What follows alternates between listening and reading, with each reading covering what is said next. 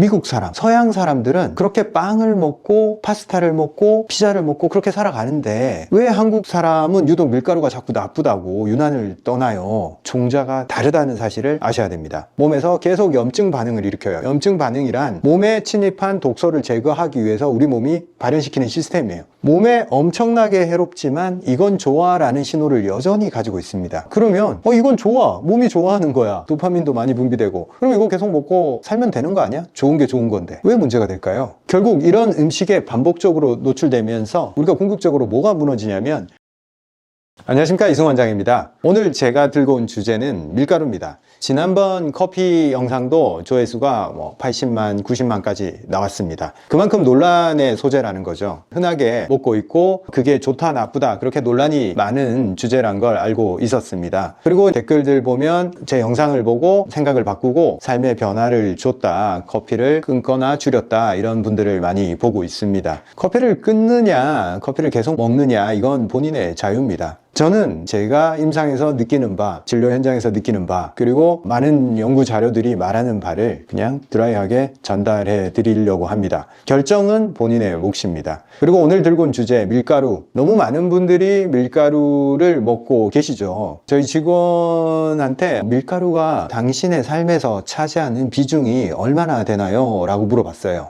여자 직원인데, 원장님, 저 말고 대부분의 여성들은 밀가루가 차지하는 바가 인생에서 한 80% 정도일 거예요, 이런 대답을 하더라고요. 놀라운 일이었어요, 제 입장에서는. 스트레스나 몸의 어떤 메커니즘상 밀가루나 탄수화물, 당에 의해서 기분을 전환시키고 거기에서 만족감을 얻고 이런 게 많이 반복이 되고 있구나 확실하게 느꼈습니다. 특히나 이제 여성 같은 경우에 심리 상태, 감정 기복 이런 게 더 예민하기 때문에 그걸 간편하게 채울 수 있는 것들, 커피, 밀가루, 당 이런 거에 의존할 수밖에 없겠구나, 이런 생각이 들었습니다. 커피 영상과 마찬가지로 밀가루에 대해서 제가 문제점을 전달해 드리면 이 역시 논란이 많이 생길 것 같습니다. 첫 번째로 예상되는 반응은 밀가루 빼고 어떻게 음식을 먹고 살아? 매일매일 먹는 음식들, 빵, 피자, 우동, 라면, 비스켓, 심지어는 음료수에도 밀가루가 들어가 있어요. 외식 문화에서 이 밀가루가 차지하는 비중이 이렇게 광범위하게 넓게 퍼져 있는데 이걸 배제하고 어떻게 살 수 있나요? 도대체 뭘 먹으란 건가요? 이런 질문이 올 것으로 예상이 됩니다. 그리고 또 하나 예상되는 질문은, 미국 사람, 서양 사람들은 그렇게 빵을 먹고 파스타를 먹고 피자를 먹고 그렇게 살아가는데 왜 한국 사람은 유독 밀가루가 자꾸 나쁘다고 유난을 떠나요? 그 사람들이 밀가루가 해로운 거였으면 진작에 병이 나고 밀가루를 안 먹게 됐을 건데 그 사람들 멀쩡해 보인단 말이죠. 주식으로 먹고 사는데 왜 한국 사람은 밀가루를 먹지 말아야 하나요? 이런 질문을 또 던질 것 같습니다. 오늘은 그 두 부분에 대해서 한번 풀어보겠습니다. 여러분들이 알고 있는 상식보다 밀가루에 대한 진실을 알게 되면 좀 생각이 많이 달라질 것으로 생각이 됩니다.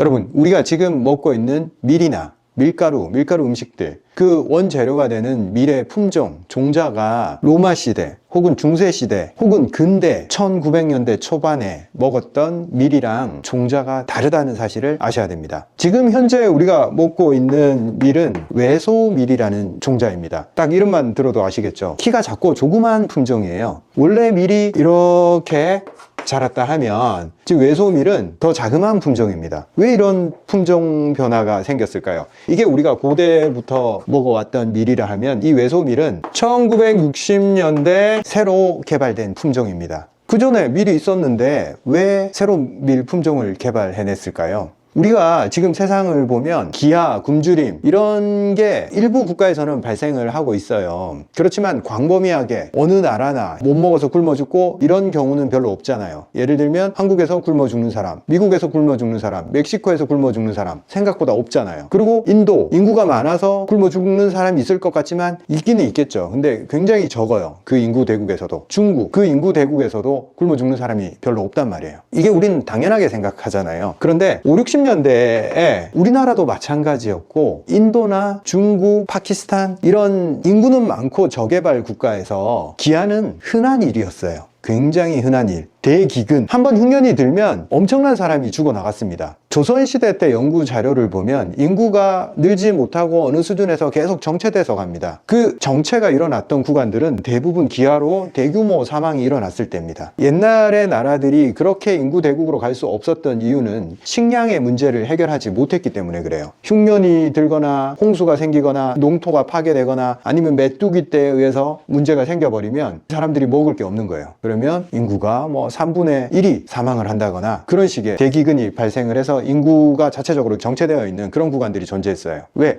인구가 늘어나는데도 그 시스템이 받쳐주지 못해서 그랬던 거예요. 근데 이걸 1960년대에 들어오면서 서서히 해결을 하기 시작합니다. 첫째로 종자 개량이 가능해집니다. 조금 더 병충해 잘 견디고 가뭄에 더 잘 견디고 이삭이 더 많이 생기는 그런 품종을 개량하는 기술이 만들어져요. 현재 GMO 유전자 개량 식품의 초기 단계라고 보면 됩니다. 개량을 통해서 짧은 시간에 생산량을 확 올릴 수 있다는 사실을 전 세계적으로 알게 된 거죠. 우리나라도 그 즈음에 통일벼 같은 거 생산량을 늘릴 수 있는 그런 쌀 품종이 나오기도 했었죠. 이전에도 우리가 농업사회를 긴 시간 이끌어오면서 품종 개량은 있었어요. 근데 그건 정말 긴 세월 동안 일어나는 작업이었습니다. 조금 더 생산량이 많은 품종들을 이렇게 교류하고 나눠주고 그걸 확산시키는데 이동이나 공간의 제약이 많았기 때문에 그게 체계적으로 일어나지 않았습니다. 근데 과학기술이 발전하고 60년대 이동의 자유가 생기면서 하나의 좋은 품종이 생기면 그걸 전국적으로 퍼뜨리는 게 쉬워진 거죠. 외소밀 얘기하다가 얘기가 길어졌는데 저개발 국가 인도, 파키스탄, 멕시코 이런 데서 대규모의 아사자가 발생을 하니까 노만 볼로그라는 과학자가 밀 품종을 개량을 했어요. 외소밀. 예전의 밀들은 이렇게 대가 길다 보니까 자꾸 쓰러져. 그래서 수확 시기에 수확량이 줄어드는 문제가 있고 병충해에 약하고 비료를 줘서 수확량을 늘리려고 하면 이게 자꾸 쓰러지면서 오히려 더 손해가 발생하는 그런 밀 품종이었는데 노만 볼로그가 품종 개량해서 만든 외소밀은 일단 길이가 짧아요. 그리고 비료를 주면 줄수록 이삭이 많이 달려. 그래 안 쓰러져. 병충해에 강하고 수확량이 2배고 기계로 수확하기도 더 좋아요. 왜? 쓰러지면 그걸 기계로 수확하기가 어려워요. 근데 키는 작지만 꼿꼿이 써 있으면 기계로 싹둑싹둑 자르기가 더 쉬웠단 말이에요.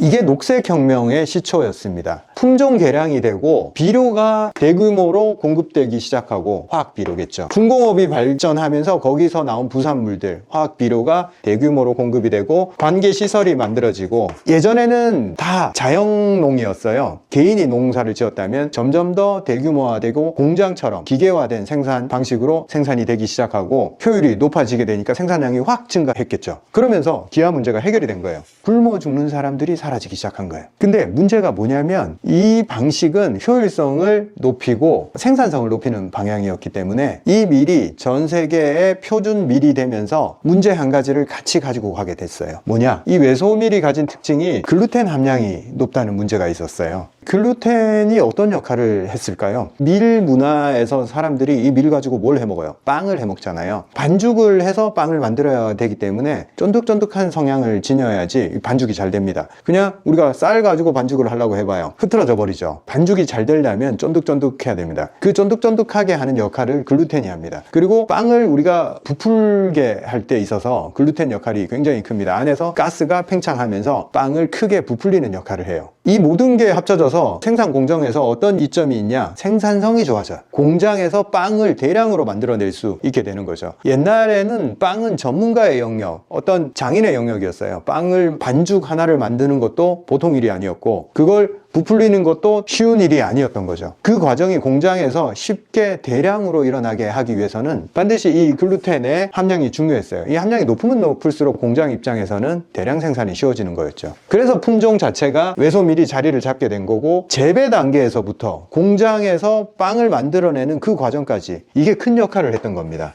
점점 더 글루텐 함량이 높은 밀 종자가 전 세계적으로 퍼져나가게 됐고 우리가 먹는 모든 밀가루는 이걸 바탕으로 제품을 만들어서 소비되고 있습니다. 이 외소밀이 초창기 단계에서 머무르지 않고 현재 유통되고 있는 하얀 밀가루, 백색 밀가루 이 단계까지 올라오는 과정은 결국 이 글루텐의 함량이 높아지는 방향의 개량이 될 수밖에 없었습니다. 우리가 먹는 쫀득쫀득한 글루텐이 많이 포함된 외소밀이 기한은 해결했지만 우리 몸에 안 좋은 역할을 합니다. 어떤 역할을 하느냐? 글루텐은 글루테닌과 글리아딘의 복합체입니다. 글루테닌은 식감, 쫀득쫀득한 거 이런 느낌을 만드는 건데 건데 먹을 때 기분을 좋게 만들죠. 맛있다, 부드럽다, 쫀득하다 이런 느낌을 만들기 때문에 가공성도 좋아지고 식감도 좋아지는 역할을 하는 게 글루테닌입니다. 근데 이게 문제가 소화액에 잘 녹지 않는 점도가 높은 물질이라는 거예요. 그래서 위산에도 녹지 않고 소장 소화액에도 녹지 않습니다. 그래서 장까지 끈적끈적한 상태로 계속 흘러갑니다. 우리가 밀가루 음식을 먹었을 때 위가 무겁다, 더부룩하다 이런 느낌을 받는 게 이 점성 때문에 그래요. 글루테닌의 역할 때문에 물리적 소화를 방해를 합니다. 소화 지연 현상, 소화가 오래 걸린다라는 느낌을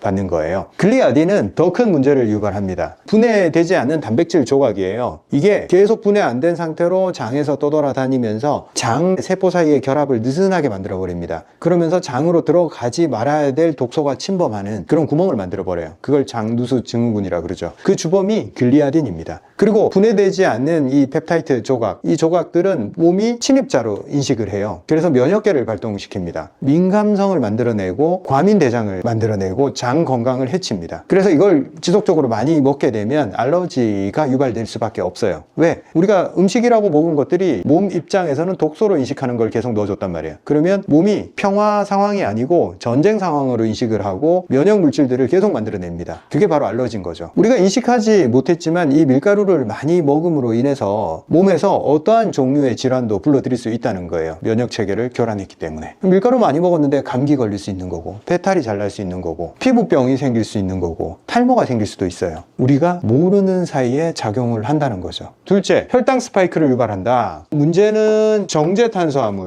백색 밀가루. 밀가루가 하얀색을 띠죠. 이게 밀가루 겉에 있는 섬유질을 다 제거를 하고 껍질, 그리고 배아도 제거를 해버리고 순수한 전분만 남긴 거예요. 쉽게 말하면 칼로리만 남은 거예요. 순수한 탄수화물이 되는 거죠. 섬유질 빼고 좋은 성분들이 골고루 들어있는 비타민과 미네랄의 보고인 배아는 빼버리고 탄수화물 덩어리인 배유, 즉 전분 부분만 남긴 겁니다. 순수한 탄수화물 덩어리니까 어떻게 되겠어요? 먹었을 때 혈당을 확 치솟게 만듭니다. 그리고 몸에서 혈당이 치솟으면 어떤 일이 일어날까요? 그 혈당을 낮추기 위해서 인슐린을 분비합니다. 인슐린을 과다하게 분비를 합니다. 췌장이 힘들겠죠. 많이 분비하면 어떻게 돼요? 확 치솟았던 혈당이 뚝 떨어집니다. 급작스러운 저혈당 상태가 됩니다. 혈당이 피크를 찍고 뚝 떨어지는 이 뾰족한 그래프를 그리게 되는데, 이렇게 되면 사람이 어떤 감각을 느끼냐면 무기력해지고 피곤하고 몸이 순환이 안 돼서 붓게 되고 의욕이 완전히 없어지게 됩니다. 그런 상황에서 힘드니까 커피에다가 설탕 넣어서 달달하게 한 잔 마시면 뭔가 힘이 나는 것 같고, 그런 안 좋은 형태가 반복이 되게 되어 있습니다. 밀가루로 된 빵 한 조각 먹었을 뿐인데 몸 안에서는 충격적인 일이 일어나는 거예요. 임팩트, 너무 강한 변화가 주어진다는 거예요.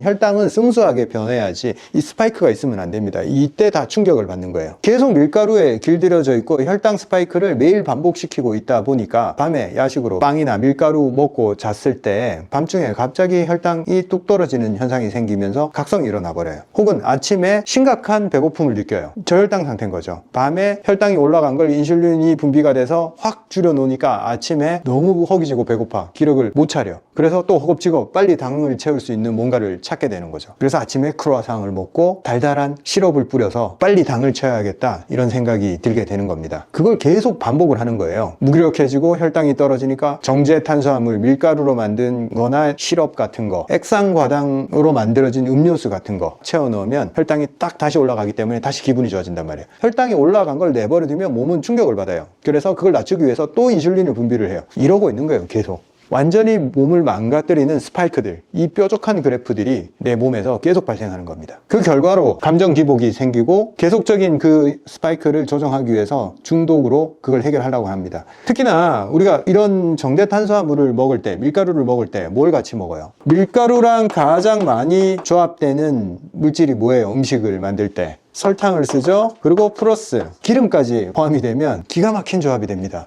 세상에 이런 음식은 존재하지 않았어요, 자연계에는. 여러분, 이런 음식이 자연계에 존재할 수 있을까요? 탄수화물 함량이 높으면서 동시에 달고, 그리고 미끌미끌한 이 기름의 느낌, 이 지방의 즐거움을 줄 수 있는 거 거의 존재하지 않습니다. 생각해보세요. 고구마는 탄수화물이 많이 들어있잖아. 그렇지만 기름은 없어. 그리고 그렇게 달지도 않아. 사과는 굉장히 달지만 탄수화물이 그렇게 많지가 않아. 그리고 기름기도 없어. 우리가 기름으로 먹는 그런 것들, 기름은 있지만 탄수화물은 없고 달진 않아. 인간은 도파민에 의해서 쾌락을 추구하기 때문에 먹었을 때 즐거운 걸 가장 중독성이 강한 세 가지를 조합해 낼 수 있는 능력이 있어요. 그래서 이걸 음식으로 만들어서 판매를 합니다. 그리고 사람들은 크나큰 쾌락을 느끼면서 여기에 의존된 생활을 하게 되어 있습니다. 원래 뇌의 입장에서는 각각은 굉장히 생존에 필요한 요소들이에요. 탄수화물이 계속 공급이 돼야지 내가 에너지 대사를 할 수가 있어요. 그리고 당 형태로 존재하는 것들을 먹었을 때 빠르게 혈당을 보충할 수 있기 때문에 생존에 유리합니다. 그리고 기름은 몸에 지방을 쌓아서 장기전에 유리해요. 오랫동안 버틸 수 있는 힘을 만들어줘요. 그래서 뇌는 도파민을 통해서 이런 건 좋은 거야 라는 시스템을 만들어 놨어요. 근데 자연 상태에서는 이게 적당히 들어옵니다. 적당히. 흔하지 않는 조합이기 때문에 적당히 들어와서 아 이건 좋은 거야 라는 감각을 계속 심어놨단 말이에요. 근데 현대 음식의 시스템들은 어때요? 이걸 공장식으로 그냥 엄청나게 많이 찍어내서 시중에 파는 거 봉지 뜯어서 먹는 거 딱 뜯어보세요. 다 이게 포함이 돼 있어요. 밀가루, 설탕, 기름. 어떤 쿠키든 어떤 과자든 어떤 빵이든 한번 보세요. 이게 빠져 있는 게 있나? 다 이 조합이에요. 그냥 사람을 현혹할 수 있는 조합, 공장식으로 만들어낸 거예요. 이 조합이 아까도 말씀드렸듯이 혈당 스파이크를 만들고 몸의 체계를 무너뜨리는데 뇌는 그걸 구분할 수 있냐? 없어요. 오랫동안 이건 좋아라는 신호에 익숙해져 있기 때문에 몸에 엄청나게 해롭지만 이건 좋아라는 신호를 여전히 가지고 있습니다. 그러면 이건 좋아, 몸이 좋아하는 거야, 도파민도 많이 분비되고, 그럼 이거 계속 먹고 살면 되는 거 아니야? 좋은 게 좋은 건데 왜 문제가 될까요? 결국 이런 음식에 반복적으로 노출되면서 우리가 궁극적으로 뭐가 무너지냐면 감정을 컨트롤할 수 있는 능력 자체가 사라집니다. 스트레스를 받았잖아요. 그러면 쾌락 호르몬인 도파민이 감소해요. 그 상황에서 우리는 도파민을 빠르게 채워낼 수 있는 방법을 고안을 합니다. 이걸 먹으면 간단해요. 도파민이 충전되면서 다시 기분이 좋아져요. 이건 내 삶에 크나큰 행복을 주는 존재야 라고 인식을 하게 되죠. 근데 그 뒤에 뭐가 일어난다고? 혈당이 치솟아, 그리고 인슐린이 분비돼 급격하게 떨어지게 되어 있습니다. 이건 지속적인 쾌락을 줄 수가 없어요. 몸 시스템 상에서. 왜냐면 이거는 급격하게 올리지만 또다시 급격하게 떨어지는 그 패턴을 띌 수밖에 없어요. 건강한 사람일 때. 혈당 스파이크라는 게 건강하지 않은 사람한테서 나타나는 현상이 아니에요. 건강한 사람한테서 나타나는 현상입니다. 누구에게나 나타나는 현상이라는 거죠. 당을 급격하게 채우면 급격하게 떨어질 수밖에 없습니다. 그러면 혈당 저하는 에너지가 고갈된 상황으로 느끼게 만듭니다. 또 우울해지고 기분이 나빠지고 무기력해지는 거죠. 그 다음에 어떤 감정 상태가 작동하냐면 이걸 먹고 기분이 좋았다가 순간 기분이 나빠졌잖아요. 그때 내가 어떤 생각을 하게 되냐면 스스로가 무기력해지고 자책을 하게 되어 있어요. 천국과 지옥을 순간 왔다 갔다 하는 거예요. 이걸 먹었을 때 혈당이 확 올라가고 도파민이 올라갔을 때는 정말 만족스러워 행복해 이렇게 하다가 뚝 떨어졌을 때는 하면서 한숨이 나오면서 내가 이걸 또 왜 먹었지? 나는 통제력이 없는 사람이야. 근데 그건 본인이 통제력이 없는 게 아니고 이거에 노출됐기 때문에 그런 상황에 처하게 된 겁니다. 본인의 감정이 아니에요. 몸 안에서 일어나는 호르몬의 변화일 뿐입니다. 즉 내가 이런 행동을 안 해야지 내가 또 나쁜 행동을 했어 스스로 자책하는 거 아무 의미가 없어요. 그걸 자기 결심을 하고 내가 새롭게 건강한 식습관을 해야지 반복해서 생각을 했다가 또다시 무너지고 또다시 무너지고 반복하는 거, 이 생각의 반복은 결국 중독의 결과일 뿐이고 실제로 컨트롤해야 되는 거는 나의 생각이 아닙니다. 나의 생각은 컨트롤을 할 수 없어요. 그냥 호르몬의 변화의 결과일 뿐이에요. 자꾸 생각을 컨트롤을 하려고 하는 데서 다 실패를 합니다. 그냥 노출을 시키지 않아야 됩니다. 내 호르몬의 변화, 이 진폭을 만들어내는 이 물질에 노출되지 않으면 그런 생각이 들지 않아요. 지속적으로 스무스하게 완만한 호르몬 곡선을 그려낼 수 있습니다. 내 안에서. 자책했죠. 자책하고 나서 또 어떤 일을 하게 됩니까? 그 자책 자체가 스트레스예요. 나는 잘 안 되는구나. 또 실패했어. 나는 왜 이렇게 스트레스가 자주 오지? 나는 감정 기복이 심한 사람이야. 이걸 계속 반복하고 있으니까 그런 정체성이 형성이 되는 겁니다. 결론이 그쪽으로 빠져들면서 그 자체가 에너지 저하를 만들어내고 그걸 극복하기 위해서 뭘 하겠어요? 간단하게 또 이걸 먹어요. 그 반복의 루프 속에 빠져드는 거죠. 어디서부터 시작된지도 본인은 감을 못 잡아요. 그냥 본인은 그런 사람이다 라고 자신을 규정하고 있을 뿐이에요. 사실은 첫 시작이 존재했고 그게 내가 내 스스로 선택을 했던 아니면 그런 환경에 노출이 되었건 간에 그건 내 몸에 나쁜 시스템이 탑재가 되어 있다는 얘기입니다. 그 고리를 끊기 위해서 내가 결심을 하고 나는 좋은 생각을 할 거야, 나는 건강한 사람이 될 거야, 백날 해도 안 됩니다. 그거는 본인이 컨트롤할 수 있는 영역이 아니에요. 자기가 자기를 컨트롤할 수 있다라는 생각에서 벗어나야 됩니다. 그 과정에 무엇이 개입되어 있고 무엇 때문에 내가 그 루프 속에 빠져들었는지를 알아야 됩니다. 이거에서부터 시작이 되는 거예요.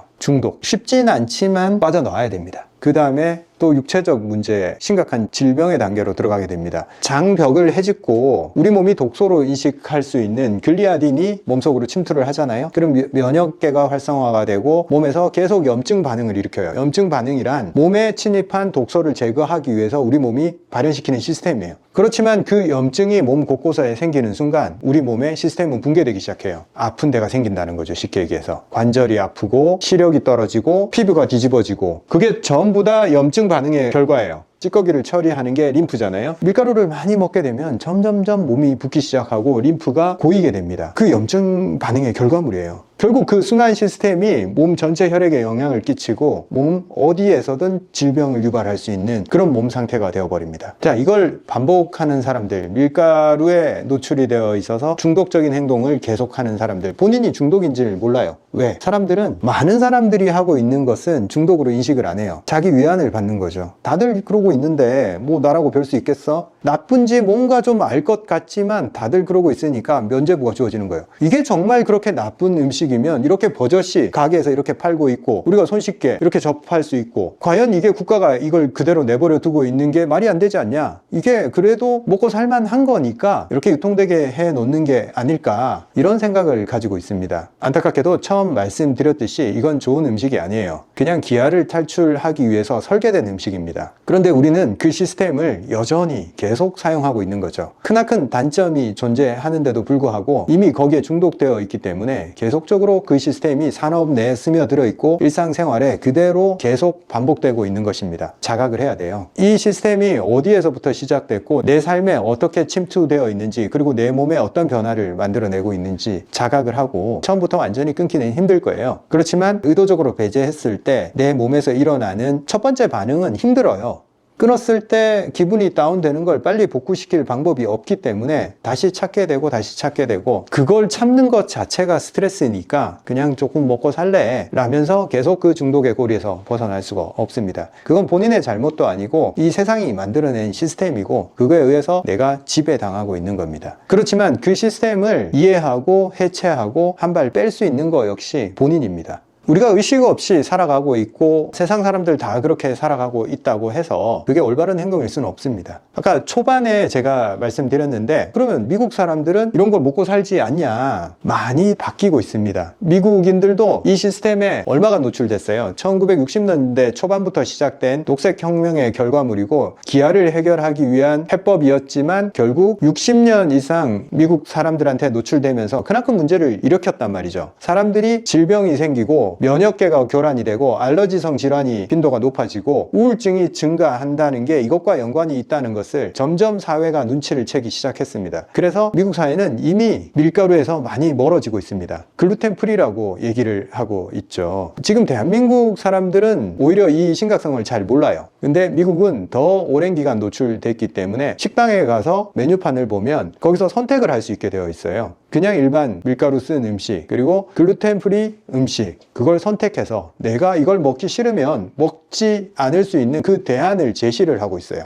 사회가 변하고 있다는 거죠. 그리고 스낵이든 과자든 글루텐 프리라고 표시된 음식들이 많이 유통되고 있습니다. 그래서 개인들한테 선택권이 주어지고 있으며 점점 그 방향으로 갈 거예요. 한국도 그 방향으로 가야 됩니다. 기업들이 그런 제품들을 생산하지 않는 이유는 아직 소비자들이 그런 니즈를 보여주고 있지 않기 때문에 그래요. 지금 이 영상을 보고 계시는 분이 이걸 빼고 나면 내가 그 좋아하는 피자를 어떻게 먹어? 내 삶의 즐거움이기 때문에 그건 정말 먹고 싶어 라는 욕구가 있으면 스스로 밀가루를 배제한 피자를 만들어낼 수도 있어요. 혹은 어떤 기업이 이걸 원하는 사람들이 이렇게 많구나 생각을 하면 그런 제품을 만들어냅니다. 이미 미국은 그걸 실험적으로 하고 있고 이미 그 시장 자체가 몇 조 시장으로 커져 있습니다. 우리 사회에서도 그런 니즈가 존재해야지 세상이 바뀌고 누군가는 그런 음식들을 만들어내는 역할을 하게 될 것입니다. 그래서 남들 다 먹고 있다고 해서 이게 괜찮은 음식이다 라는 생각에서 이제 차츰 벗어날 때가 된 것 같습니다. 제 개인적으로도 글루텐 프리 음식이 조금 더 시중에 많이 있었으면 좋겠다 하는 바람에 이번 영상을 제작하게 되었고, 그리고 소비자들의 이런 니즈가 더 커지길 바라는 바입니다. 그리고 기업이 움직여주길 바라는 바입니다.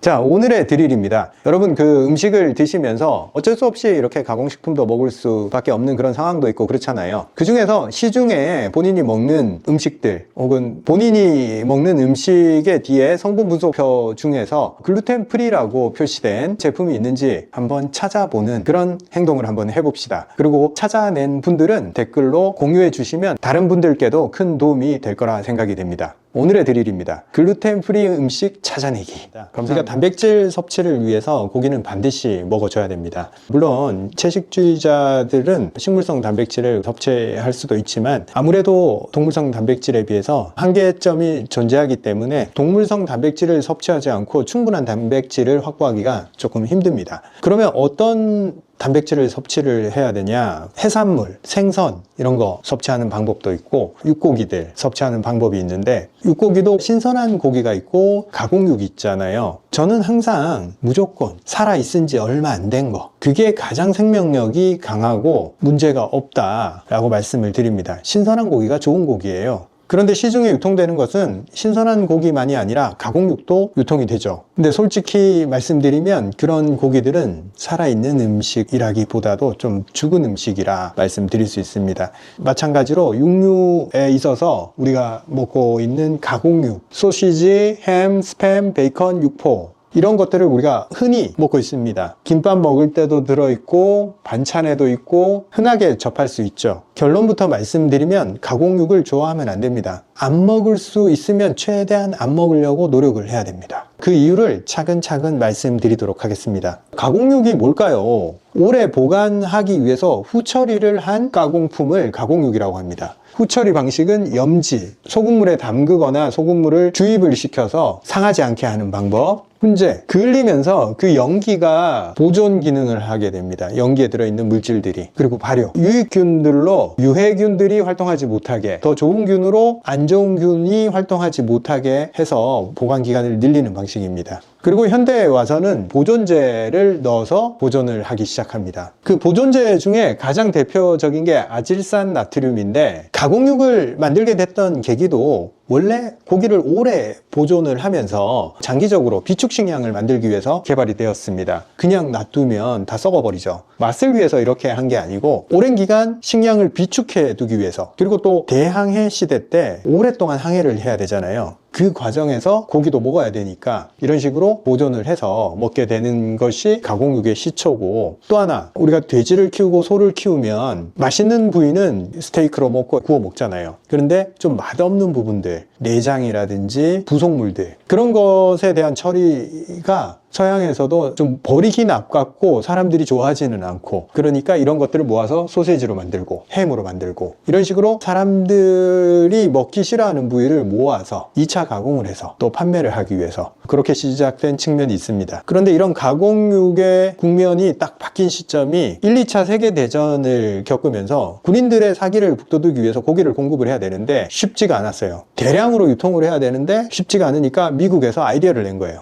이걸 캔에다가 넣어서 오래 보관하게 만들어서 계속 공급을 하자. 그래서 만들어진 게 스팸입니다. 캔에다가 딱 넣어서 공급을 하니까 간편하게 1회분 식량으로 너무 좋은 거예요. 그래서 미국이 2차 세계대전 때 스팸을 그냥 끝도 없이 찍어냈어요. 그래서 미군만 소비한 게 아니라 동맹군들까지도 다 공급을 해줬어요. 태평양 전쟁 때도 계속 무지막지하게 이건 남아 돌았어요. 요즘 우리가 스팸 메일이라고 얘기를 하잖아요. 안 좋은 광고성, 대량 메일. 이 스팸에서 유래됐습니다. 너무 많이 주니까 맛이 없어가지고 질린다. 그런 어원으로 스팸 메일이라는 것을 사용합니다. 군인들이 질려하는 거죠. 맨날 그것만 주니까. 생고기가 공급될 수가 없으니까. 근데 전쟁이 끝나고 이런 가공육들이 식품 산업화가 되면서 대량으로 생산되기 시작합니다. 그래서 현재 우리 식단에도 혹은 슈퍼에도 이런 가공육이 흔하게 유통이 되고 있겠죠. 현대적인 가공육에서는 보존제인 아질산 나트륨이 큰 역할을 합니다. 이 아질산 나트륨을 캔, 통조림 이런 오래 보관하는 제품에다가 넣게 된 목적은 치명적인 보톨린수균을 억제하기 위해서 첨가를 하게 됩니다. 이게 신경독소예요. 우리가 보톡스 맞을 때 그거랑 똑같은 거예요. 근데 우리가 보톡스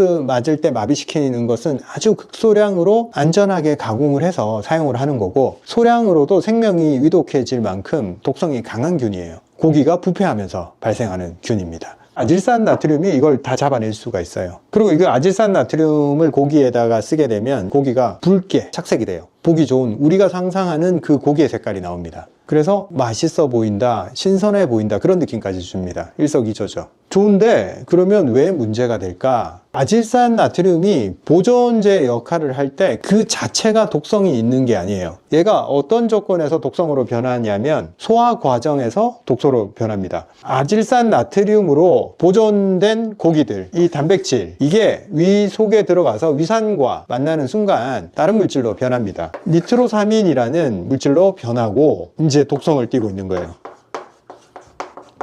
이게 DNA 염기 서열을 공격을 해요. DNA 염기 서열을 공격한다라는 뜻은 세포가 변형이 되게 만든다. 정상적인 세포를 다른 세포로 바꿔버린다. 일반적이지 않은 돌연변이 상태로 만들어버린다. 그래서 돌연변이 세포가 생기고 이게 많아지면 그게 뭐예요? 그게 종양입니다. 즉 발암물질이라는 거죠. 세계보건기구 국제암연구센터에서 연구한 결과에 의하면 소시지 같은 가공육을 매일 50g씩 먹었을 때 대조군, 가공육을 안 먹는 사람들에 비해서 대장암 발생률이 몇 퍼센트 증가했냐면 18% 증가했다고 합니다. 인구 1000명당 대장암 발생 비율이 60명이었는데 이게 71명이 되더라. 실제로 실험지에 니트로사민을 위, 대장에 노출을 시키면 거기에 종양이 발생을 합니다. 그리고 또 하나, 단백질이 180도 이상의 고온에서 조리될 때, 그리고 태울 때, 고기를 구울 때 기름이 떨어졌을 때 불에 이렇게 기름이 생기잖아요. 거기 굉장히 안 좋은 것들이 많이 들어있습니다. 발암물질. 그리고 고온에서 조리될 때 역시 발암물질이 생성이 됩니다. 우리가 부지부식간에 이게 김밥에도 들어있고 좀 생각보다 흔히 쓰이기 때문에 당장 의식하고 확 끊기가 어려울 수도 있어요. 이렇게 습관이 되어 있는 분들은. 그런데 1일 50g을 섭취했을 때 발암 빈도가 확 높아졌기 때문에 이거보다 한참 밑으로 좀 낮추면 가끔 먹으면 그나마 좀 낫겠죠. 매일 노출시키지 않으면 발암물질에. 그래서 섭취량을 최대한 일주일에 한두 번 가끔 먹는 정도로 줄이고 채소와 함께 먹어서 이런 나쁜 물질들이 채소에 흡착돼서 섬유질과 함께 빠져나갈 수 있게 항상 고기를 먹을 때 혹은 가공육을 어쩔 수 없이 먹게 됐을 때 채소를 충분히 더 먹어준다, 이렇게 접근하시면 좋겠습니다. 그리고 고온에서 그을리게 굽는 방식들은 최대한 피해주는 게 좋습니다. 이 숯불에서 기름이 올라갈 때는 고기를 다 대피를 시키세요. 그리고 탄 부위들, 그게 전부 다 발암물질이다 생각하시고 다 잘라내고 드시는 것을 추천드립니다. 그리고 꼭 이런 가공육들을 먹을 수밖에 없는 환경이다 그랬을 때는 이걸 뺀 무첨가 가공육들이 나옵니다. 그런 것들을 유심히 살펴서 선택을 하시는 것도 방법이 되겠습니다. 저번에 우리가 밀가루 얘기할 때도 마찬가지예요. 식량을 최대한 대량으로 보급하기 위해서 만들어진 것이 대량 재배를 위한 외소밀이었다면 이 가공육 역시도 전쟁이라는 특수한 상황에 빠르게 단백질을 대량으로 공급하기 위해서 만들어진 방식입니다. 따라서 건강보다는 시장 논리에 의해서 움직이는 그런 식품입니다. 그래서 피할 수 있으면 피하는 게 건강에 플러스가 되고, 피하기가 어려운 환경에 있는 분들은 양을 줄이는 것이 좋겠습니다. 특히 가공육들이 어디에 어떤 문제를 더 잘 일으키냐면 대장의 문제를 많이 일으킵니다. 대장암을 유발하는 굉장히 직접적 원인이 되기 때문에 중요한데, 그 발암물질이 대장세포에 접촉한 시간이 길어졌을 때 돌연변이가 생기겠죠. 그러면 대장에 머무른 시간을 줄여주게 되면 훨씬 더 괜찮겠죠. 대장에 머무른 시간을 줄여주기 위해서는 채소를 많이 먹어서 그 채소가 혹시 있을 발암물질들을 흡착을 하고, 그리고 볼륨을 만들었기 때문에 빨리 밀어낼 수 있는 조건이 형성이 됩니다. 장내 독소가 오래 머무르면 안 된다는 거죠. 그러려면 섬유질을 많이 먹고 빨리 배출을 시켜야 된다. 변비 있는 사람들, 특히 장내에 오래 머물면서 독소에 더 오래 노출이 되니까 평상시에 변비를 항상 해결을 해줘야 됩니다. 장 건강의 기본 요소가 섬유질을 많이 먹어서 변비가 잘 안 걸리는 장내 생태계 유지, 이게 미리미리 갖춰놔야 될 대장의 상태라고 볼 수 있습니다. 일단 이런 가공육 누가 좋아하겠어요? 애들이 좋아하는 겁니다. 그래서 엄마가 좀 똑똑해야 돼요. 무첨가 가공육을 찾아내든지 아니면 좀 더 가공식품이 아닌 신선한 식품들 위주로 아이들 식단을 좀 만들어주는 게 어떨까 싶습니다. 어릴 때부터 여기에 노출되면 커서도 이런 음식을 좋아하게 될 확률이 높기 때문에 어릴 때부터 습관을 잘 들여줘야 됩니다. 현재 이런 음식을 먹고 있고 이전에도 계속 먹어왔고 우리가 반복된 습관에 의해서 식습관이 만들어져 있을 거예요. 그래서 이걸 많이 먹는 사람들은 이걸 빼고 생각을 할 수가 없어. 왜? 늘 먹어왔던 음식들이기 때문에. 그래서 익숙하지 않아요. 이걸 빼고 뭘 먹어? 라고 의아해 합니다. 그게 무서운 거죠. 그런데 이걸 안 먹는 사람 입장에서는 이건 원래 없던 음식이에요. 그래서 늘 먹어왔다고 해서 이걸 배제하기가 어렵다 이렇게 생각하지 마시고 새로운 식사의 패턴, 식사 문화를 지금부터 만들어 나간다. 하나하나 익숙하지 않고 맛도 어색하지만 이런 첨가물이 덜 들어있는 신선한 재료의 음식들에 자꾸 길들여져야 됩니다. 길들여져 보면 압니다. 나중에 이런 음식 손에 안 대게 돼 있어요. 자, 오늘의 드릴입니다. 첫 끼인 아침 식사를 가공식품을 완전히 배제하고 한번 만들어 보자. 그걸 반복해 보자. 이게 오늘의 드릴입니다. 저희 직원이 문의가 많아서 이걸 좀 영상에서 대답해 줬으면 좋겠다 해서 말씀드리는 거예요. 기존에 우리가 300단, 300환 있었고 이게 어디에 좋은지 다들 아실 거예요. 많은 분들이 효과를 보고 다 좋다 하시는데 요번에 새로 출시된 위전보, 기존 300환이랑 요거가 다르냐? 위전보는 건강기능식품으로 인증을 받은 거고 위장의 헬리코박터 균의 증식을 억제하고 위 점막을 보호해서 위 건강을 향상시키는 그런 기능성을 인증받은 제품입니다. 실질적으로 제가 이 레시피를 짤 때 기존 환이나 단 같은 경우에는 진액을 만들어준다 라는 개념으로 설계가 되어 있고 위전보 같은 경우에 위 점막을 보호를 해주면서 염증 물질들을 제어할 수 있게 설계를 해놨습니다. 아무래도 기존 제품에서 플러스된 기능들이 많이 들어있기 때문에 조금 더 실질적으로 개선을 크게 느낄 거예요. 그럼 어느 정도냐? 이게 사실 가격만큼이에요. 이게 37,000원. 이건 지금 세일 가격입니다. 저희 가격 올려야 되는데 제가 너무 가격을 올리기가 미안해서 이 가격에 팔 수 없는 제품인데 계속 이 가격에 팔면서 언제 올리나 이렇게 망설이고 있습니다. 곧 올려야 돼요. 이 가격에 팔 수 있는 이 구성이 아니어서 언젠가 올리긴 올릴 건데 뭐 올리기 전에 좀 많이 사세요. 지금 현재 37,000원에 팔고 있고 이거 125,000원에 팔고 있잖아요. 그 4배 차이 나는 겁니다. 기능이. 간단하게 그렇게 이해를 해주셔도 괜찮습니다. 이거 괜찮아요. 제가 추천드립니다. 실제 맛을 봤을 때 느낌이 좋아요. 그리고 제가 댓글에 일일이 대답은 못 해드려요. 그런데 좀 괜찮은 내용이다 싶으면 그걸 골라서 이거는 찍어서 더 많은 사람들한테 알려야겠다 이런 내용들이 있습니다. 댓글에 그런 내용들을 적어주시면 제가 보고 선정을 해서 또 영상으로 제작해 보겠습니다. 이게 지금 선순환이 일어나고 있어요. 여러분들이 제 영상을 보고 뭔가를 느끼고 댓글을 달아주고 그리고 저는 그걸 보고 더 그 개념을 강화를 하고 그걸 다시 여러분들한테 돌려드리고 그리고 또 그 댓글을 보고 다른 사람들은 이런 방법을 통해서 건강을 개선시키고 있구나. 또 이런 문제를 가지고 있구나. 본인의 얘기를 적고 본인의 팁을 공유하는 거 세상에 좋은 영향을 끼치는 거예요. 그런 좋은 댓글을 달아주신 여러분 감사합니다. 앞으로도 계속 활동 부탁드립니다. 챌린지를 해보고 싶었어요. 그래서 챌린지 게시판이 있는데 이걸 어떤 식으로 한번 진행을 해볼까 생각을 하다가 아침에 일어나서 할 수 있는 가장 첫 번째 행위 따뜻한 소금물 한 잔 먹는 거 이걸 30일 동안 계속 하다 보면 몸에 수분감이 좋아지는 걸 느낄 수가 있어요. 근데 이거 생각보다 잘 안 돼요. 그래서 이걸 챌린지로 하게 되면 소금물을 먹은 김에 또 계단으로 나갈 수 있는 그 동기부여가 된단 말이에요. 아침에 일어나서 아무것도 안 하는 것보다 딱 한 잔 먹고 나면 그 다음 뭔가를 하고 싶어져요. 그래서 계단 오르기도 잘 안 되는 분들 따뜻한 소금물 한 잔부터 시작하는 거 요거 괜찮을 것 같아요.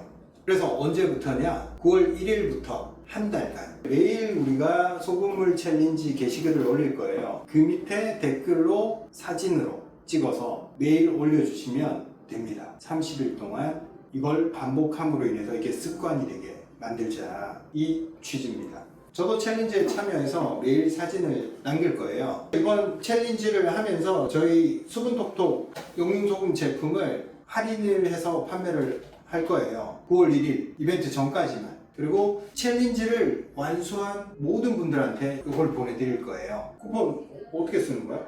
암호를 정하죠. 아, 영상 본 분들 인증되게? 네. 그러면은 암호는 로 진행할까요? 자세한 방법은 댓글로 확인해 주세요.